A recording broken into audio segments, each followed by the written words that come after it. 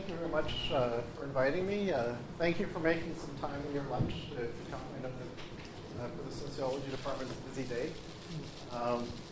It's kind of funny being here because I feel like I'm about to do my thesis defense. As some of the people who were at my thesis defense are actually here.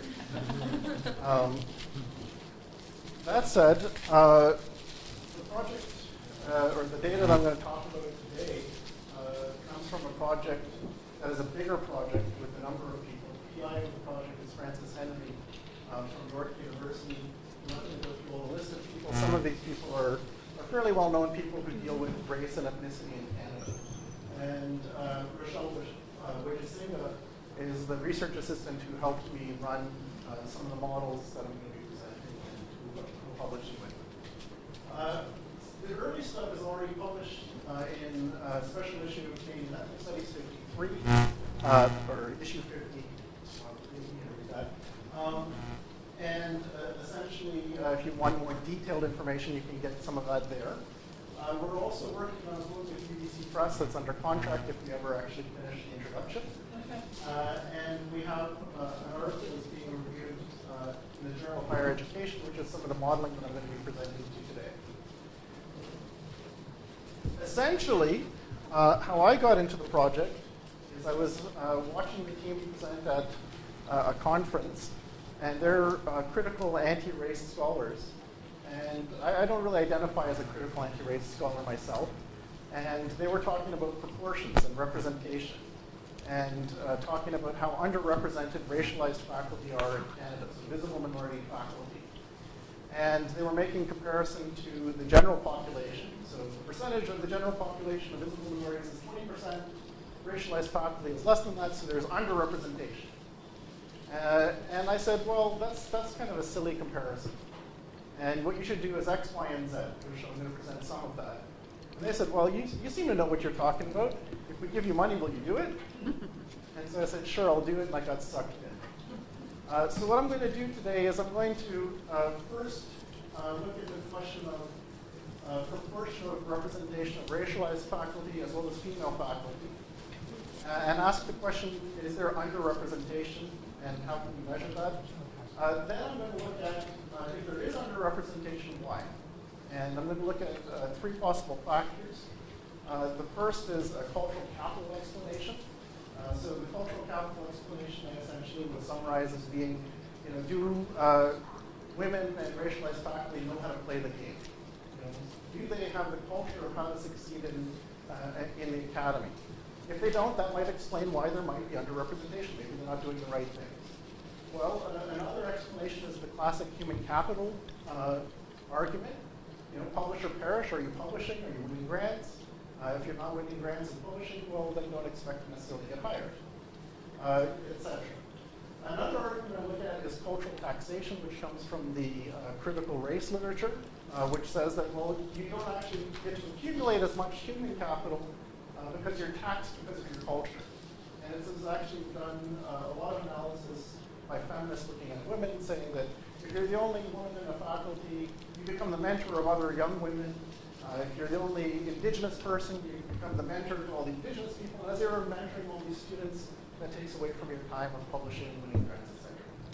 So I try to see if these three explanations account for what's going on. All right. So this is the standard look at representation here. I'm using census data from 1991, 96, 2001, 2006. What I'm plotting here is just the difference between what you find in the population versus what you find in the professorate.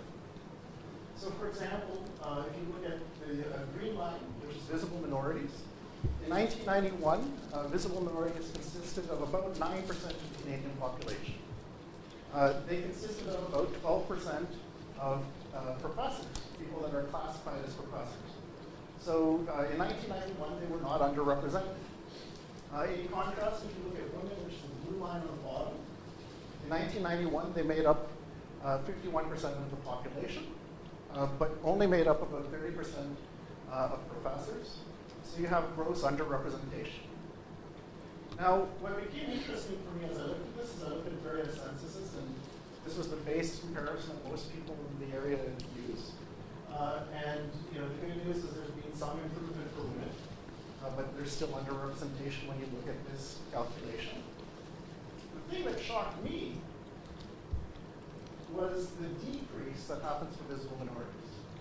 Now, somebody might say, well, hang on a second, in 1991, Stats Canada didn't actually ask a real question on visible minorities, but I'll take that. If you look at 96, there's still a decrease from 96 when they began asking the question through to 2006.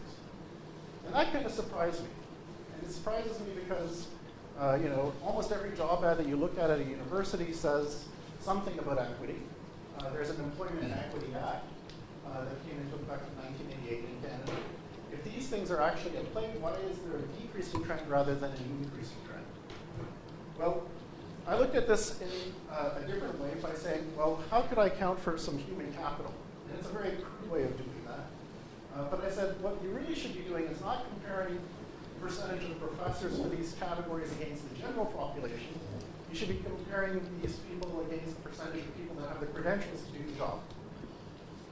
And so I said, well, one of the credentials for being a professor is having a doctorate, a PhD. Well, a doctorate's more than a PhD, but a doctorate level degree.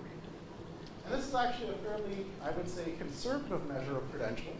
Because if you think about it, in professional schools, you don't need a doctorate to be a professor. To work in a law school or social work or faculty of medicine. So this is a pretty conservative way of accounting for it. Now, what becomes really interesting here is you'll notice the lines switch. Women now are on top. Visible minorities are the green line now on the bottom. The degree of representation changes. So in 1991, women accounted for 20% of the people that earned a doctorate in Canada, but still made up 30% of the professors. So if you take a look at that, there's not an underrepresentation in the way that you would have seen against the general population. For visible minorities, in 1991, they made up 18% of the people getting earned doctorates, but 12% of the professors. So you actually still see underrepresentation. And this is what surprised me. I thought that when I would do this, I'd be done. That I would show that that actually it washes away the underrepresentation. And I was surprised that women end up going above the line rather than below the line. So I'll show you one more slicing and dicing. I sliced and diced it a whole bunch of different ways. I went one step further that I'll show you, which is I looked at the percentage of people that have an earned doctorate who are working as a university professor versus the people who have earned a doctorate. And here, it flattens the line for women, but still visible minorities are under the line. And I created quasi-cohorts, which are really a pain in the butt to explain, so I'm not presenting that stuff here today. But basically, every way I sliced and diced it with these kind of comparators, the story for visible minorities was they were underrepresented. And that what was most shocking to me is they were not only underrepresented, but they were more so underrepresented over time. Yeah. Can you give us a ballpark of the numbers? So this is the census. So for women, so being 10%, is that 10% represents if you could actually, I should probably hold off and actually and look at the actual numbers, because the people who earn a doctorate in Canada is about 0.5% or 0.4%, something like this, and then I have to do math to figure it out. But I actually have tables that have the actual numbers. So in the Canadian Ethnic Studies article, I have the numbers reported there. But we're looking at the population. I'll guesstimate around 40,000 people-ish for the doctorates. But I want to, I put one more in my house, and I want to double check before reporting that paper. So we're not talking about a couple hundred people. We're talking about the whole population. All right. So with the census, you can't really do a whole ton of things. It doesn't ask you more detailed questions on professors and what they're doing. So I convinced Frances to give me more money. And she said, well, what do you want to do with money? I said, I want to do a survey. I want to create a survey called the University Tenure, Promotion, and Hiring Survey, where what I will do is I'll ask specific questions on how people see the career of being a professor, and we ask specific things on are the people publishing, are they winning grants, and we look at what faculties people are working in. For the project, I did this with Rochelle Wijesingha, and PhD was the advisor on it. We surveyed 8 universities across English Canada. I can go into the slicing and dicing of the universities. They represent a wide range of universities. Quebec is excluded. We didn't do any universities in Quebec because we felt that Quebec is a different case, and it was an interesting debate. We did the survey in fall of 2013. We did a blanket approach for surveying. So poor Rochelle literally enumerated every professor's email address across these 8 universities, and didn't just use Python to do it, but actually did it by hand. And we then sent an email to all the professors of the universities, because one of the things we were concerned about is, are we going to get precarious workers, so people on limited term appointments or QB appointments, or are we only going to get the tenure track? We had a 16% response rate. We have an analytic sample of 1,341 professors in Canadian universities, or I should say people working in Canadian universities. Of that, 15% are racialized. That comes out to just over 200 people. 46% are women, which is about 600 people in the survey. When we looked at this stuff, we focused some of it on only racialized faculty members and some looking at racialized and women. So the next stuff I'm going to present, I'm only going to talk about racialized versus non-racialized faculty, which is looking at the kind of cultural capital argument. So we asked a series of questions of what do you think it takes to get tenure? The stuff with the red boxes around it were the things that were statistically significant. Yep. What is racialized? Racialized would mean that you're a visible minority. So it's a different term for visible minority. There's a debate at the UN about whether or not visible minority makes sense. And in particular, if you look at Canada and you look at a city like Toronto, or actually you look at a city like Brampton, the term visible minority doesn't make sense. You have visible majorities actually in terms of demography in Brampton. But you do have a population that has a different power relationship. So the term racialized is the term that people now use in this literature in place of visible minority, or one of the terms they use. So essentially here, it's just a pretty crude comparison of what people do. Again, it's showing the differences rather than the clear numbers. It's an agreement type scale. And what becomes really interesting here is, if you think about the hard metrics, so if you look at the 3 terms that are statistically significant in their differences, racialized faculty are less likely to agree, they're more likely to disagree that publications are important. So I thought to myself, wow, maybe people don't know how to play the game. And then when you look at the other 2 terms, you see personality and collegiality. They're more likely to agree that these are factors at play. Well, they're not sure or agree. So definitely they don't disagree as much. Yeah. Sorry, could you give me 3 examples of the racialized? Because I still don't know how you categorize these people. So if you take the StatsCan visible minority variable, everybody that fits that is racialized. So somebody who's Asian Canadian, Black Canadian, African Canadian, somebody who has a visible difference, and that racial difference is used as a category that has a subservient power relationship in the dominant society. Is that?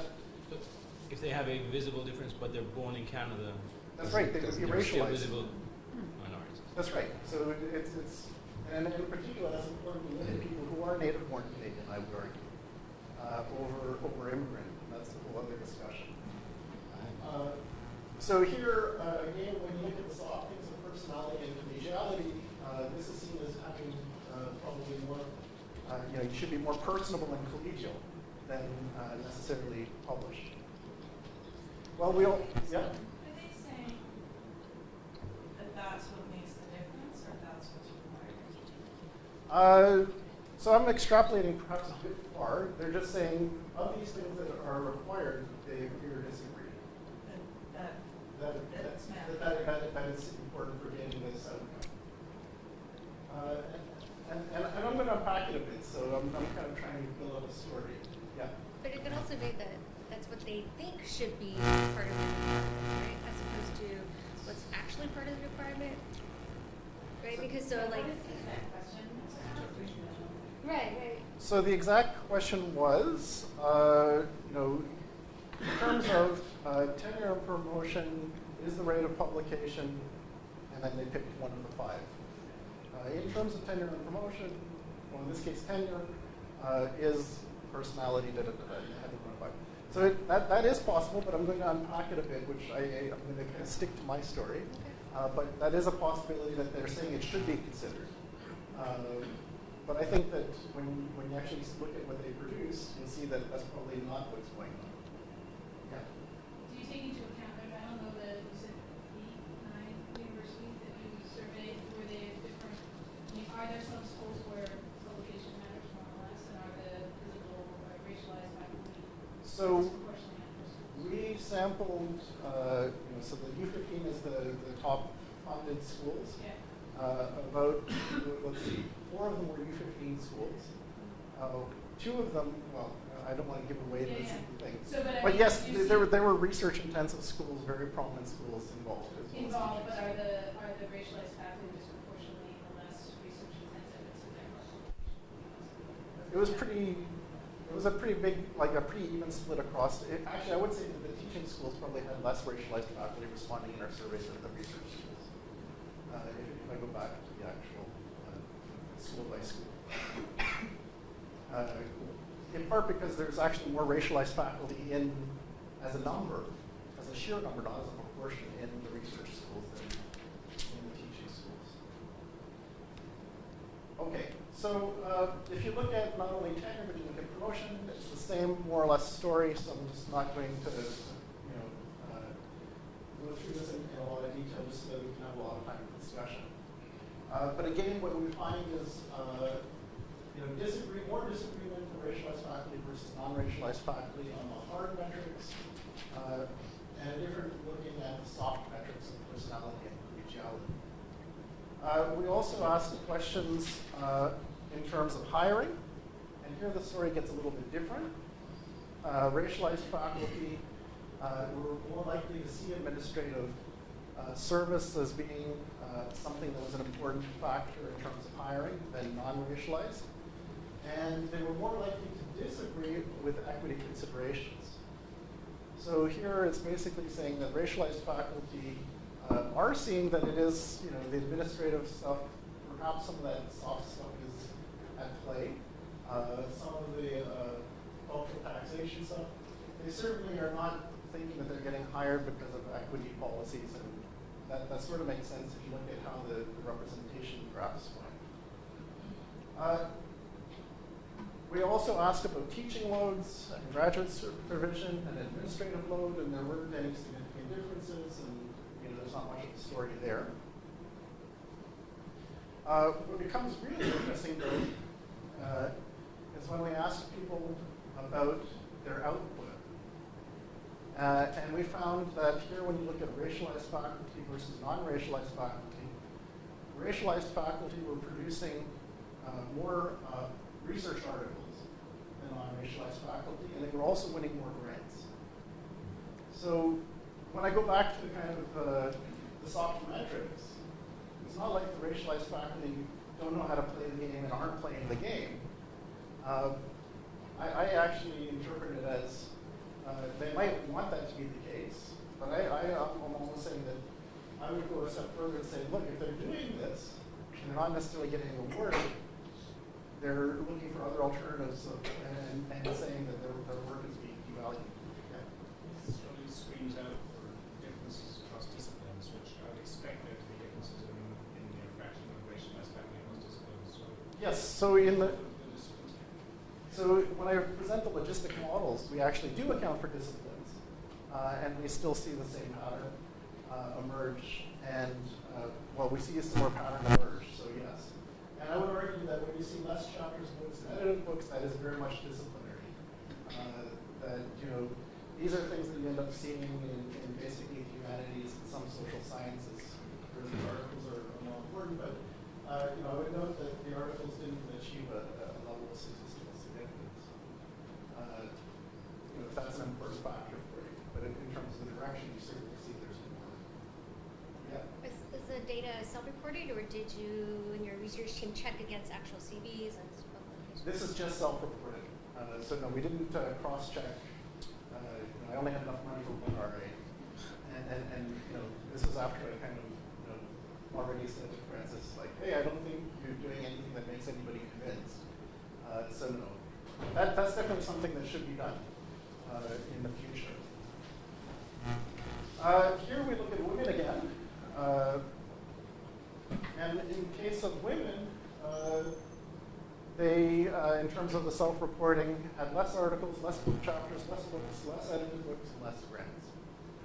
And although I was initially surprised when we had this result, this is actually fairly common in the literature from other studies coming to similar conclusions, that in general women actually do produce less of the outputs than men do. And there's a whole side literature that tries to explain why this is the case.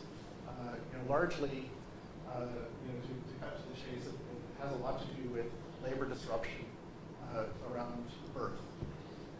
So you take a maternity leave or you take 2 maternity leaves, you're going to have less publications, et cetera, that your counterpart who isn't necessarily having children or bearing the time constraints or having children. What we did next was we looked at these outcomes by looking at tenure and promotion. So on the left, you have racialized faculty versus non-racialized. On the right, you have female versus not female.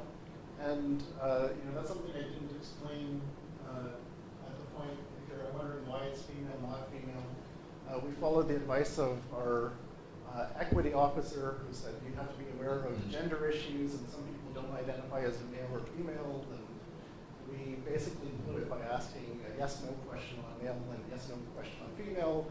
And we offended the people who identify as transgender. We also offended the cisgender faculty who identify with heteronormative practices. So since this experience, I had a whole email of how evil I am by a whole bunch of people. If I ever do a survey again, I always now ask it in terms of an open question, and then go afterwards. As you can see in both cases, very reflective of the other trends that you would have seen in a lot of the discourse that you see. In our sample, racialized faculty were less likely to be tenured or promoted, and the same with female faculty, people who identified as female. So what we did next, and although it's a little bit more difference in terms of racialized, what we did next was we took these as our dependent variables, and then we ran logistic regression on these as outcomes. Control it for the other factors. So when you look at a logistic regression with being tenured as the outcome, and you account for immigrant status, female identification, grants, chapters, etc., as well as the faculties that people are working in, as well as the years of experience, this is what you get. If you're wondering why the articles is coming out negative, it's because the category of comparison is the top producers. So it's the top quintile versus the 4 quintiles that come before it. So it makes sense that if you're in the first quintile, you have less publications than the top quintile and have a negative effect in terms of your tenure. Same as service, the top quintile is the most years of service versus the least years of service. Interestingly, you find that there's about a 50% decrease in the odds for racialized faculty getting tenure, even when you control for human capital and these other factors. So, the news is that it's really, not good. When we take a look at promotion to associate, I don't look at promotion to full because, it's a whole other story. Basically, you still get the same story, but it's not significant. And in part, what it is there's not enough racialized faculty in the sample to do the model. So I stop at associate. And I should also go back that if you look at women, there's a negative, but it's almost zero. And it's not statistically significant. If you look at the odds for being promoted to associate, again, racialized faculty have lower odds, just over 40% lower odds of being promoted to associate, controlling for all these factors in the model. Women actually have greater odds, but not statistically significant. We also did interactions with being racialized and being female. And when we did that in the next model, the interaction term wasn't statistically significant, and it washed out the lower terms.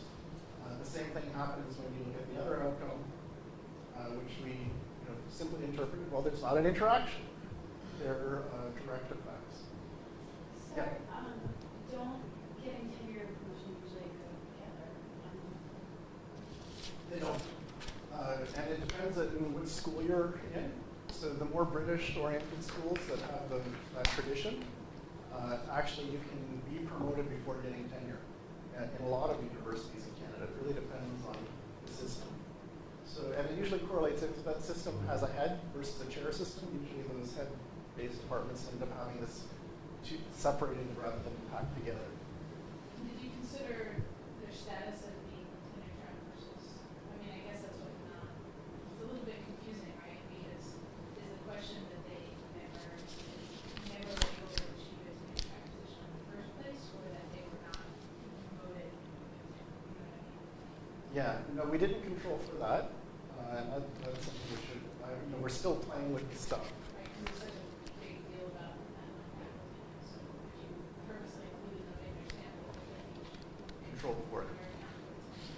Yeah, what we're playing around, that's something I'm going to definitely do, because one of the other things we're playing around with is interactions with some of the cultural taxation stuff. So for example, I didn't get into that, but if you look at the cultural taxation factors here, you're not getting taxed for administrative work, you're getting credit for it. So we wanted to try and see if there's differences between racialized faculty and non-racialized faculty, as well as female faculty and non-female faculty in terms of the credit for administrative work, etc. So it's still a work in progress. So yeah. And you on that front, you might consider actually running these separate progressions for each group to see, right? Because the racialized faculty are saying that they will support these chapters or not. Is that actually the case? Because it may be true that their perception is that they're not going to be successful if they don't fit in. And so it's a central part of their process of getting tenure is they can't be part of it with the industry or something. Yeah, no, that's a great point. Definitely, if you're on a limited term appointment or a QP, set of QP appointments. But I also mean for running the regression, so it's sort of like having a fully interactive, rather than interacting with people from a separate progression for racialized faculty, separate progression for women, separate progression for men, to see whether the models end up different coefficients. Oh, for you? Oh, okay. Yeah. I know what I'll be doing this week. Yeah. One question about the number of publications. That is one variable that you have.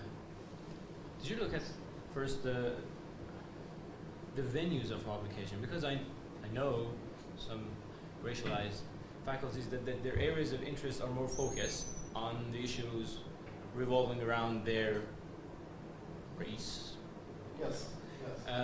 or ethnicity, Yeah. and they might be very prolific, but they don't publish in conventional, the mainstream venues, for example in sociology, like ASR and things like that. They more publish in more specialized journals that don't help them get tenure as much as a mainstream journal would do.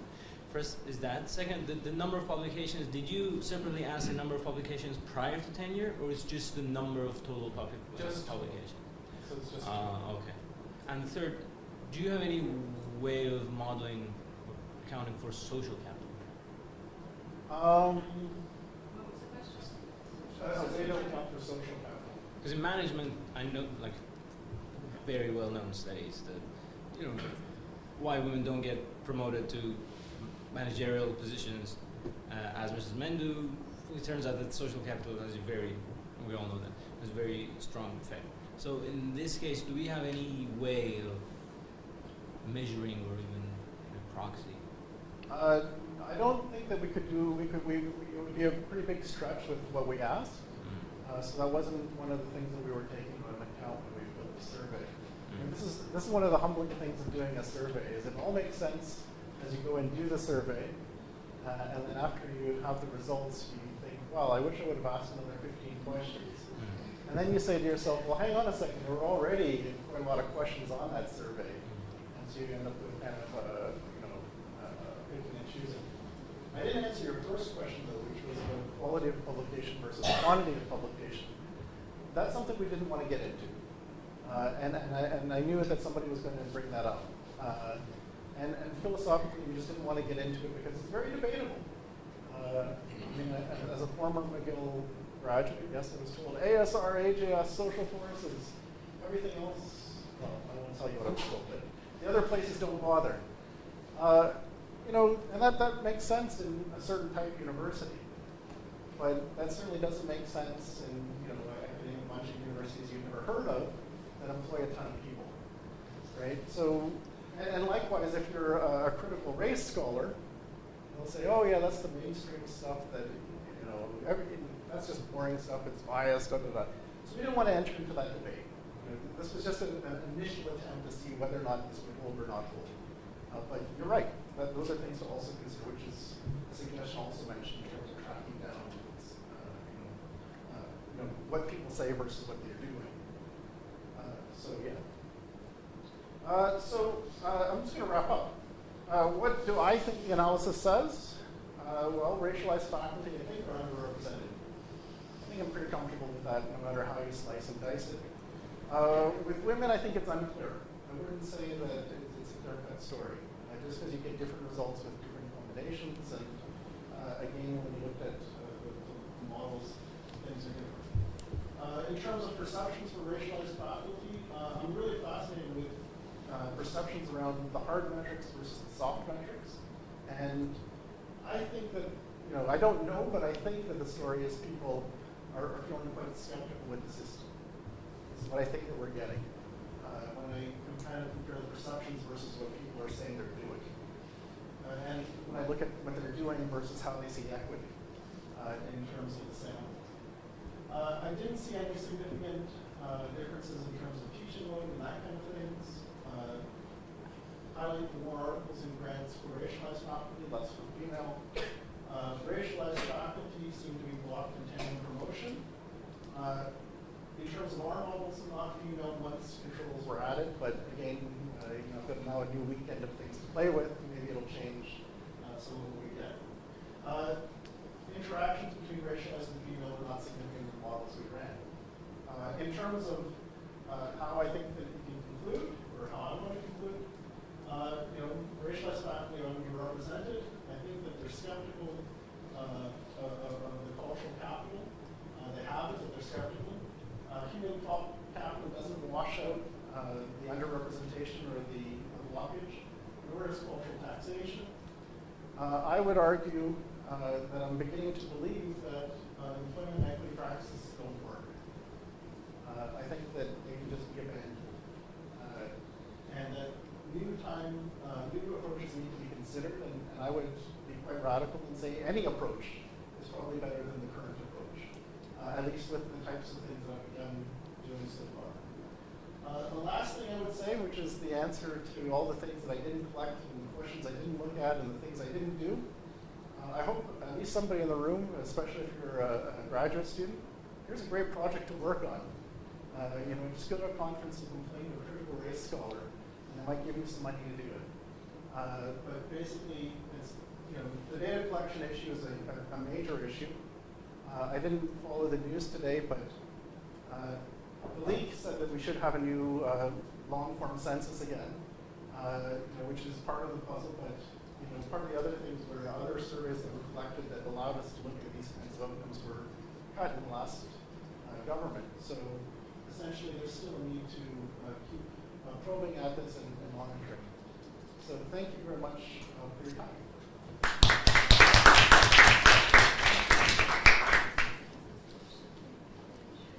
I'm wondering if you can say something about the people who did not respond to the survey, because 16% response rate is really low, right?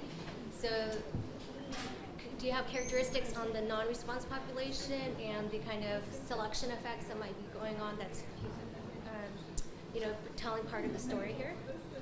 Well, I would argue that 60% is not low for a self-administered email survey. I would say it's not great, but it's not terrible. Most mail-out surveys only get about 20% response rate, unless you have some kind of inducement, etc. But certainly, it's not a census or something that you could get a much better response rate with actual in-person surveys, etc. So the methodology, I think it was okay. In terms of analyzing who did and didn't respond, we just haven't had time and money to do it yet. But that's definitely stuff that needs to be probed at and looked at. Interestingly, in terms of Canada, if I'm the one doing it, there aren't that many people out there doing it. And this is kind of one of my side projects, not my main project. So what I really do in my research. So yeah, it needs to be that. In your recruitment email, did you specify that this was a survey specifically about women and racialized groups, or was it just about the tenure process? Like, how did you sort of characterize the survey? It was in the initial script that people received in an email. It said it was a survey looking at representation in academia and university. But it didn't specifically say women or racialized faculty. It was just the general equity issues. So certainly, yeah, there could be some people who disproportionately answered or didn't answer based on their views of equity issues. But I don't know what that difference is. Yeah, were you able to compare, for example, between science and social science?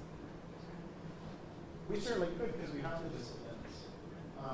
We didn't want to, and in the model we account for them, but we haven't gone into that depth of analysis. We, kind of like a crude mechanic, started with the simple stuff, and then we kind of, each time we presented, we had a couple more pieces to a puzzle and think about different things. But at this point, we're just looking for the general picture. But yeah, that's stuff we can do. Do you have a sense from the descriptive statistics how your sample breaks down by are all of the racialized faculty sciences? Are they all? No, they're not all in the same place. They're disproportionately coming out of engineering, sciences, medicine, computer science, which is actually what you find in the population. The exact numbers I don't know off the top of my head, but I can pop up on my computer and give you the exact numbers. Because we did do some of that comparison, and it's approximate. Because you can't, I don't have the data to do this because the results from the census, which doesn't ask about the field of study, right? Because you have the results about women as a proportion of women of doctorates, their proportion for employees, professors is high. And I'm wondering whether that's a sign of advantage or disadvantage, because you might, certain disciplines, if you have a PhD in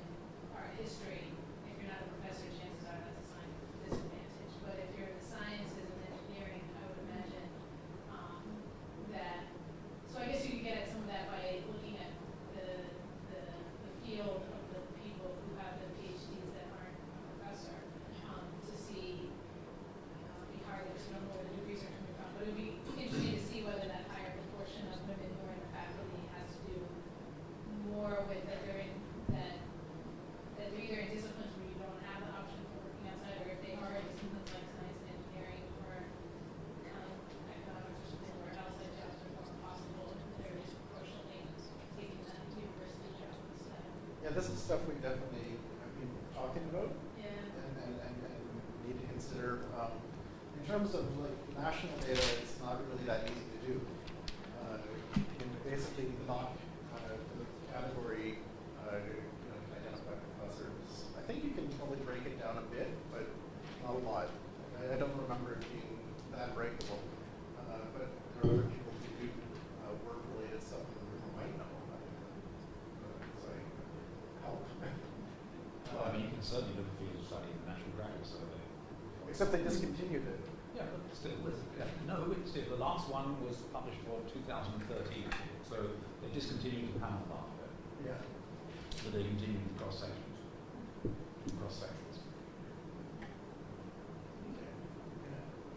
I'm curious why you exclude Quebec, because you said it's a special case. Well, it became. What do you mean by special? So it became an issue of excluding Quebec, which was okay. So we didn't have money to do a proper translation of the survey. So this was one major issue for getting French language universities. And then the other issue became, okay, now you have two main English language universities. Three with Bishop. Two major, Two major universities. One smaller, yeah. Well, no, I shouldn't be that catty. But, so there's three English language universities. And then it was a matter of just kind of, if we're going to go for another top U15 university, is that going to get us a completely different picture than other, is Concordia comparable to other ones we had? And so it was just, and the team basically had a fight over, if we did English language Quebec universities, which one would be the one, or, and if we took in all of them, well, why does Quebec get all the universities and the other provinces only one? And that's internal politics is why. Early on, you showed descriptive results which have proportion of female doctorates and proportion of female professors. Now, if you take 1991, my impression is that the proportion of female doctorates was fairly low, but it's risen considerably since 1991. So in terms of your proportion of female doctorates, you don't seem to distinguish it by age. There would have been a different age composition over time. And so what I'm saying is there's a lot of female doctorates who account for their proportion later on, but many of those may not be getting jobs in universities because it's become more competitive with degrees. Now, do you control for age in your models, for example? I don't remember that you're doing that, but I may have missed it. We have years of service, which is the closest approximation. Close in. Total. It's total years of service. So, that approximates it. It's not age, but we can correlate that you got more years of service, usually if you're older. But you didn't have an age question in your survey? no, I think we do have an age question, so we could do that. We just decided that years of service was okay enough to account for that. Well, it is. I'm just thinking about generating the Well, I didn't. simple description. Yeah, I think that those early descriptives, you should definitely make time for age when you have something more than just the percent of the total population that had the doctorate. And it seems like that's too rough to even give the full description of the work.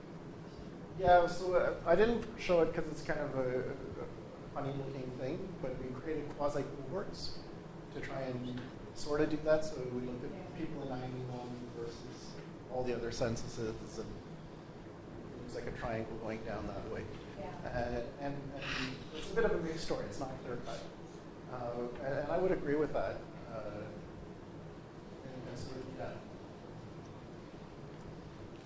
I was wondering if you could say something more about what you mean by current employment equity practices are not working, right? Because I'm struggling with what's the story behind it, or what's the reason why you have underrepresentation? Because you say they have the cultural capital, the human capital is there, it doesn't do anything. The cultural taxation isn't there. So what's really driving the disparities that we see, that you're seeing in your picture? That's the great question. Why I say that why aren't they working? I don't know.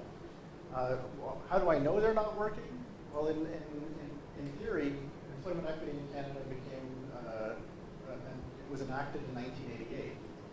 So I wouldn't have expected it to get worse for visible minority racialized faculty over time. It should have, if they work, there should have been some kind of leveling off over time. And not to mention that there's more racialized Canadians over time than there was in that period. So there's a bigger pool of people to draw upon, and there's a greater pool of people with the credentials to draw upon.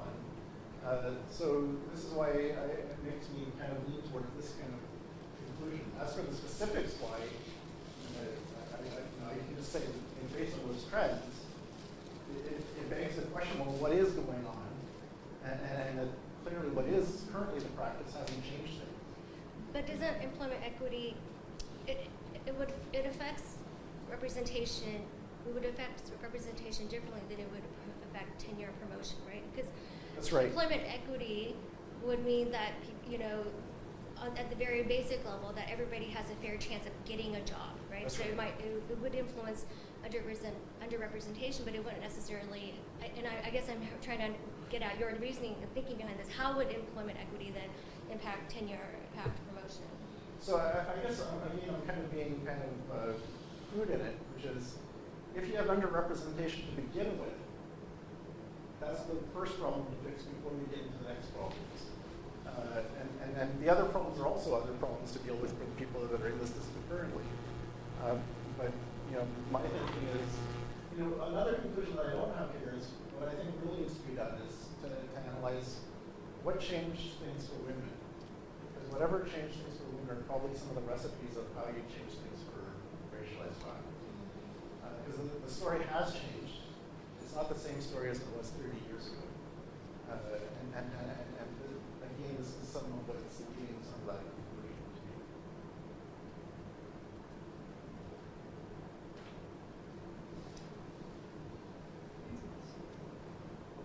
me. Well, thank you very much.